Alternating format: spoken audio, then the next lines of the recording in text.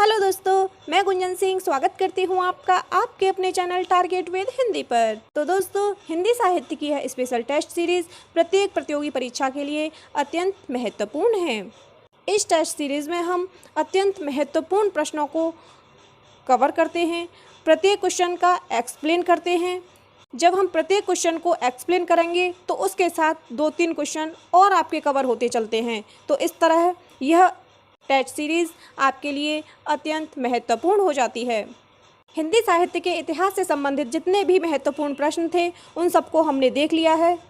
आज हम देखेंगे जो आदिकाल में लिखा गया साहित्य है उसकी प्रमुख प्रवृत्तियाँ, कि जो आदिकाल था उस समय किस तरह का साहित्य रचा जा रहा था, किस तरह के साहित्य की रचना हो रही थी, कि मतलब वह भक्ति परक था, मतलब ईश्वर की पूजा आराधना होती थी, या फिर युद्ध, इन सब का वर्णन था। ये सब हम देखेंगे। तो चलिए शुरू करते हैं स्पेशल टेस्ट सीरीज़। हमारा फर्स्ट क्वेश्चन है, किस विद्वान ने हिंदी साहित्य के प्रारंभिक काल को वीर गाथा काल का नाम दिया? किस विद्वान ने हिंदी साहित्य के प्रारंभिक काल को वीर गाथा काल नाम दिया? जॉर्ज गियर्सन ने, आचार्य रामचंद्र शुक्ल ने, राहुल सांकृत्यायन ने, या डॉक्टर रामकुमार वर्मा ने? तो हमारा सही आंसर है आचार्य रामचंद्र शुक्ल ने। जो आचार्य रामचंद्र शुक्ल हैं, इन्होंने प्रारंभिक काल को वीर गाथा काल का नाम दिया। आचार्य रामचंद्र शुक्ल ने प्रारंभिक काल को वीर गाथा काल क्यों कहा? क्योंकि उस समय युद्धों का सजीव वर्णन किया जाता था, है ना, और वीर एवं श्रृंगार रस की प्रधानता थी, इसीलिए प्रारंभिक काल को वीर गाथा काल का नाम उन्होंने दिया। नेक्स्ट क्वेश्चन देखते हैं, आदिकाल के नामकरण से संबंधित कौन सा युग्म अशुद्ध है? यह क्वेश्चन पूछा गया था आश्रम पद्धति प्रवक्ता परीक्षा 2009 में। देखिए, जो बीज ववन काल है यही गलत है, क्योंकि जो ये बीज ववन काल है इसका नामकरण महावीर प्रसाद द्विवेदी ने किया था। किसने किया था? महावीर प्रसाद द्विवेदी ने। बाकी ये सभी सही हैं। सिद्ध सामंत काल राहुल सांकृत्यायन ने दिया। संधि काल एवं चारण काल डॉक्टर रामकुमार वर्मा ने दिया। वीर गाथा काल आचार्य रामचंद्र शुक्ल ने दिया। नेक्स्ट क्वेश्चन है, हिंदी साहित्य के प्रथम काल को वीर काल किसने कहा है? यह क्वेश्चन पूछा गया है एनवीएस प्रवक्ता परीक्षा 2014 में। तो इसका सही आंसर है विश्वनाथ प्रसाद मिश्र ने। हिंदी साहित्य के प्रथम काल को वीर काल विश्वनाथ प्रसाद मिश्र ने कहा है। मिश्र बंधु को देखें तो मिश्र बंधु ने प्रारंभिक काल कहा है, राहुल सांकृत्यायन ने सिद्ध सामंत काल कहा है, और डॉक्टर रामकुमार वर्मा अभी बताया था इन्होंने चारण काल या संधि काल कहा है। चलते हैं अगले क्वेश्चन की ओर। हिंदी के प्रारंभिक काल को वीर गाथा काल का नाम किसने दिया? आचार्य रामचंद्र शुक्ल ने। किसने दिया? आचार्य रामचंद्र शुक्ल ने। हजारी प्रसाद द्विवेदी ने दिया था आदिकाल, राहुल सांकृत्यायन ने दिया था सिद्ध सामंत काल, और मिश्र बंधु ने दिया था प्रारंभिक काल। चलते हैं आगे। यहाँ पर क्वेश्चन को थोड़ा सा घुमा के पूछ लिया गया है कि आदिकाल को वीर गाथा काल किसने कहा है? तो वीर गाथा काल किसने कहा है? रामचंद्र शुक्ल ने। चाहे तो ये पूछा जाए कि हिंदी के प्रारंभिक काल को वीर गाथा काल किसने कहा है, तो भी रामचंद्र शुक्ल, या फिर हिंदी का वीर गाथा काल किसने कहा है, तब भी रामचंद्र शुक्ल। नेक्स्ट क्वेश्चन है, आदिकाल को बीज वपन काल का नाम किसने दिया? आदिकाल को बीज वपन काल का नाम किसने दिया? आचार्य विश्वनाथ प्रसाद मिश्र ने या आचार्य रामचंद्र शुक्ल ने? यहाँ पर हम नेक्स्ट ऑप्शन देख लेंगे, आचार्य महावीर प्रसाद द्विवेदी ने। तो इसका सही आंसर है आचार्य महावीर प्रसाद द्विवेदी ने। अभी पीछे क्वेश्चन में डिस्कस किया था कि आदिकाल को बीज वपन काल का नाम आचार्य महावीर प्रसाद ने दिया था। देखते हैं नेक्स्ट क्वेश्चन, आदिकाल का वीर काल नामकरण किसने किया है? आदिकाल का वीर काल नामकरण किसने किया है? यह पूछा गया था टीजीटी परीक्षा 2003 में। तो इसका सही आंसर है विश्वनाथ प्रसाद मिश्र। जो मिश्र बंधु हैं इन्होंने प्रारंभिक काल कहा है, रामचंद्र शुक्ल ने वीर गाथा काल कहा है, और रामकुमार वर्मा ने चारण काल या संधि काल कहा है। नेक्स्ट क्वेश्चन देखते हैं, हिंदी साहित्य के प्रथम काल को आदिकाल का नाम किसने दिया?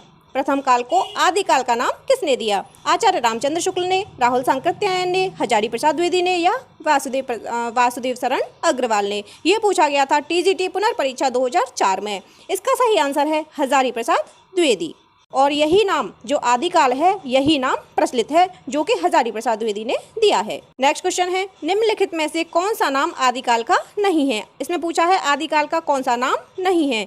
वीरगाथा काल है, चारण काल है, सिद्ध सामंत काल है, लेकिन गद्य काल, जो गद्य काल है ये आदिकाल का नाम नहीं है। वीरगाथा काल अभी बताया था, किसने दिया है, आचार्य रामचंद्र शुक्ल ने। चारण काल दिया है डॉक्टर रामकुमार वर्मा ने। सिद्ध सामंत काल नाम दिया है राहुल सांकृत्यायन ने। नेक्स्ट क्वेश्चन है, आदिकाल को प्रारंभिक काल नाम किसने दिया, तो किसने दिया, मिश्र बंधु ने। नेक्स्ट क्वेश्चन है, आदिकाल को आधार काल किसने कहा। आधार काल डॉक्टर नगेंद्र ने, आचार्य हजारी प्रसाद द्विवेदी ने, या डॉक्टर मोहन अवस्थी ने, या डॉक्टर रामकुमार वर्मा ने। तो ये आदिकाल को आधार काल कहा था डॉक्टर मोहन अवस्थी ने। नेक्स्ट क्वेश्चन देखते हैं, सूची फर्स्ट का मिलान सूची सेकंड से कीजिए और दिए गए कूट से सही उत्तर का चयन कीजिए। देखते हैं, एक साइड में इतिहासकार हैं और एक साइड में इनका नाम, इन्होंने क्या नाम दिया वह है, जैसे आचार्य रामचंद्र शुक्ल, तो आचार्य रामचंद्र शुक्ल ने क्या नाम दिया था, वीरगाथा काल। क्या दिया था, वीरगाथा काल। उसके बाद डॉक्टर हजारी प्रसाद द्विवेदी, तो हजारी प्रसाद द्विवेदी ने क्या दिया था, आदिकाल। राहुल सांकृत्यायन ने दिया था सिद्ध सामंत काल और मिश्र बंधु ने प्रारंभिक काल। तो इस तरह से इसका जो कूट सही है वह हो जाएगा डी, यानी कि सेकंड, फोर्थ, थर्ड और फर्स्ट। इनमें से किस साहित्य इतिहासकार ने अपने इतिहास ग्रंथ में हिंदी के गद्य को गद्य का आविर्भाव, गद्य का प्रवर्तन, गद्य का प्रसार और गद्य की वर्तमान गति नामक खंडों में विभक्त करके विवेचित किया है। तो इसका सही आंसर है रामचंद्र शुक्ल। जो ये रामचंद्र शुक्ल हैं, इन्होंने गद्य का आविर्भाव, जो गद्य का आविर्भाव है इसका समय 1900 से 1925 माना है। गद्य का प्रवर्तन, जो गद्य का प्रवर्तन है इसका माना 1925 से 1950, और गद्य का प्रसार इसे माना 1950 से 1975 संवत, और लास्ट है गद्य की वर्तमान गति यानी कि तृतीय उत्थान, यह माना संवत 1975 से। इसे प्रथम उत्थान कहते हैं, इसे द्वितीय उत्थान कहते हैं और इसे तृतीय उत्थान कहते हैं। यह क्वेश्चन आपका पूछा गया था जीआईसी प्रवक्ता परीक्षा 2017 में। चलते हैं नेक्स्ट क्वेश्चन की ओर। रामचंद्र शुक्ल ने हिंदी साहित्य का आरंभ कब से माना है। रामचंद्र शुक्ल ने हिंदी साहित्य का आरंभ कब से माना है। देखिए, जो आचार्य रामचंद्र शुक्ल हैं, इन्होंने हिंदी साहित्य का आरंभ संवत 1050 से माना है। कब से माना है, 1050 से। जो हिंदी साहित्य का 9 वर्ष का इतिहास है उनको 4 भागों में बांटा इन्होंने। कितने भागों में बांटा, 4 भागों में, और उसका नामकरण भी किया उनकी प्रवृत्ति के आधार पर। जैसे जो आदिकाल है उसको उन्होंने वीरगाथा का काल का नाम दिया, क्योंकि वहाँ उस समय वीर रस की प्रधानता थी, युद्धों का सजीव वर्णन होता था, है ना।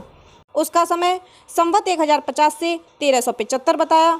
उसके बाद पूर्व मध्यकाल को नाम दिया उन्होंने भक्तिकाल, क्योंकि वहाँ उस समय ईश्वर की भक्ति की जाती थी, भक्ति रस था, तो उसका समय माना उन्होंने संवत 1375 से 1700 तक। उसके बाद आता है उत्तर मध्यकाल। उत्तर मध्यकाल को उन्होंने नाम दिया रीतिकाल, ठीक है ना। उस समय श्रृंगार परक रचनाएं होती थी, तो इसका समय माना 1700 से 1900 तक। लास्ट आता है आधुनिक काल, जिसको उन्होंने नाम दिया गद्यकाल। तो आधुनिक काल का नाम रामचंद्र शुक्ल ने दिया था गद्यकाल, जिसका समय उन्होंने माना संवत 1900 से 1984 तक। चलते हैं नेक्स्ट क्वेश्चन की ओर। डॉक्टर रामकुमार वर्मा ने हिंदी साहित्य का आरंभ कब से माना है। ये जो डॉक्टर रामकुमार वर्मा हैं, इनके द्वारा रचित ग्रंथ है हिंदी साहित्य का आलोचनात्मक इतिहास, जो सन 1938 में प्रकाशित हुआ था। इसमें उन्होंने एक विशेष कालखंड का विवेचन किया, जिसका समय 693 से 1693 ईस्वी ये माना है। तो इस तरह से जो डॉक्टर रामकुमार वर्मा हैं, उन्होंने हिंदी साहित्य का आरंभ माना है 693 ईस्वी से। नेक्स्ट क्वेश्चन देखते हैं।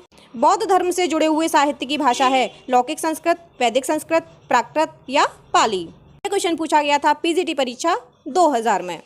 देखिए, जो बौद्ध धर्म से जुड़े हुए साहित्य की भाषा है वह है पाली। जहाँ बात करें हम वैदिक संस्कृत की, तो वैदिक संस्कृत में तो वेदों की रचना हुई थी। लौकिक संस्कृत में प्रथम व्याकरण की रचना हुई थी, और पाली बौद्ध धर्म की भाषा बनी। नेक्स्ट क्वेश्चन देखते हैं। निम्नांकित में से अपभ्रंश प्रभावित हिंदी रचना कौन सी है। अपभ्रंश प्रभावित हिंदी रचना देखते हैं खुमान रासो, ढोला मारूरा दोहा, भरतेश्वर बाहुबली रास या जय मयंक जस चंद्रिका। तो इसका सही आंसर है भरतेश्वर बाहुबली रास। इसकी रचना शालिभद्र सूर्य ने की थी और यह अपभ्रंश प्रभावित हिंदी की रचना है। उसके बाद ढोला मारूरा दोहा की बात करते हैं। यह कवि कल्लोल की रचना है। और खुमान रासो की बात करें तो यह खुमान रासो दलपति विजय की रचना है। नेक्स्ट क्वेश्चन देखते हैं। शालिभद्र सूर्य की रचना का नाम है। शालिभद्र सूर्य की रचना का नाम है भरतेश्वर बाहुबली रास। नेक्स्ट क्वेश्चन, पंच पांडव चरितरास। पंच पांडव चरितरास के रचयिता हैं शालिभद्र सूर्य, आसगु, नरपति नाल और दलपति विजय। तो हमारा सही आंसर है शालिभद्र सूर्य। शालिभद्र सूर्य ने एक तो पंच पांडव चरितरास की रचना की और भरतेश्वर बाहुबली रास की भी रचना शालिभद्र सूर्य ने ही की थी। नेक्स्ट क्वेश्चन है, 11वीं शताब्दी में रचित लोक भाषा काव्य है। 11वीं शताब्दी में रचित लोक भाषा काव्य है। तो इसका सही आंसर है ढोला मारूरा दोहा। यह क्वेश्चन पूछा गया था NVS प्रवक्ता परीक्षा 2014 में। नेक्स्ट क्वेश्चन है, अपभ्रंश शब्द का सबसे पहले उल्लेख किसने किया? पाणिनि ने, नागार्जुन ने, पतंजलि ने या सरहपा ने? यह पूछा गया था दिल्ली केंद्रीय विद्यालय PGT परीक्षा 2015 में। तो इसका सही आंसर है अपभ्रंश शब्द का सर्वप्रथम उल्लेख महाभाष्यकार पतंजलि ने किया था। किसने किया था? पतंजलि ने किया था। अवहट्ट भाषा से तात्पर्य है। किस भाषा से? अवहट्ट भाषा से। तो इसका सही आंसर है ग्रामीण अपभ्रंश। ये जो अवहट्ट है ये अपभ्रष्ट शब्द का विकृत रूप है। किसका? अपभ्रष्ट का। और ये जो अवहट्ट है इसको अपभ्रंश का अपभ्रंश, अपभ्रंश का अपभ्रंश या परवर्ती अपभ्रंश कह सकते हैं। जो अवहट्ट है ये अपभ्रंश एवं आधुनिक भारतीय आर्य भाषाओं के बीच की संक्रमणकालीन या संक्रांतकालीन भाषा है। इस तरह से भी क्वेश्चन पूछा जाता है कि अपभ्रंश और आधुनिक भारतीय आर्य भाषाओं के बीच की जो संक्रमणकालीन भाषा है वह कौन सी है? तो कौन सी है? अवहट्ट है। इसे अपभ्रंश और पुरानी हिंदी के बीच की कड़ी माना जाता है। ठीक है ना। और अवहट्ट भाषा के प्रमुख रचनाकार हैं अब्दुल रहमान और दामोदर पंडित, ज्योतिरीश्वर ठाकुर और विद्यापति। नेक्स्ट क्वेश्चन देखते हैं। हमारा आज का लास्ट क्वेश्चन है, अवहट्ट में शिक्षा शब्द के लिए कौन सा रूप मिलता है? किस शब्द के लिए? शिक्षा शब्द के लिए। शिक्षा, शिशा, शिक्षा या शिक्षा। तो इसका सही आंसर है शिक्षा। अब अवहट्ट में शिक्षा शब्द के लिए शिक्षा शब्द मिलता है। कौन सा मिलता है? शिक्षा। ये जो अवहट्ट नाम दिया गया ये दिया गया अपभ्रंश के परवर्ती रूप को। आज के लिए बस इतना ही। धन्यवाद।